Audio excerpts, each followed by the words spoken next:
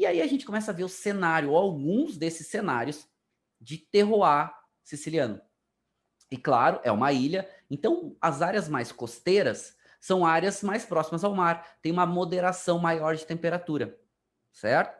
Essa moderação maior de temperatura permite, muitas vezes, produzir vinhos, principalmente uvas brancas ou vinhos mais frescos. Então a Sicília, ela é mais no sul da Itália, ela é um pouco mais quente. Então, se comparar com outras áreas italianas. Então, para produzir vinhos mais frescos, ela precisa de moderadores de temperatura. Um dos moderadores de temperatura é o oceano. Então, vinhedos mais próximos ao oceano fazem vinhos mais frescos, certo? E algumas das uvas brancas dessa área também vão estar plantadas próxima ao oceano. Mas outros moderadores também pode acontecer. O Etna faz controle ou uma moderação de temperatura e de terroir. Qual é? Altitude.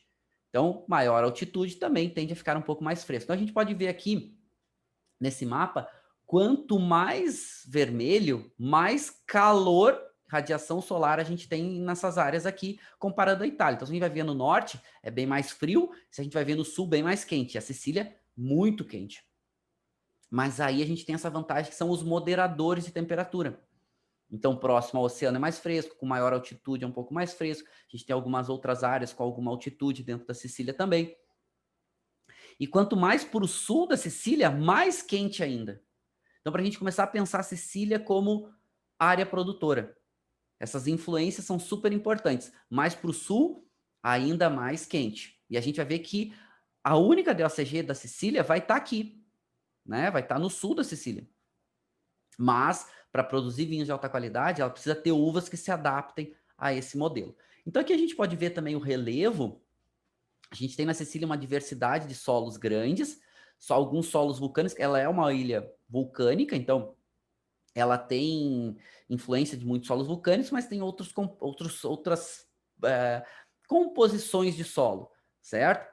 Tem bastante influência de dois mares, né? Que ela está dentro do Mediterrâneo, mas ela vai ter aqui o Mar Jônico, que fica aqui no sul da Itália, e o Mar Tirreno, que vai ficar aqui do lado oeste da Itália como um todo. Então, esses mares ajudam a moderar. Lembrando que o Mediterrâneo, a bacia, né, o conjunto do Mediterrâneo, é um mar um pouco mais quente se comparado com, por exemplo, o Pacífico, o Atlântico. Então, o Mediterrâneo é um pouco mais quente. Faz com que tenham verões mais quentes que verões secos, o que ajuda a maturação da uva, né? Não ter chuva na época da vindima.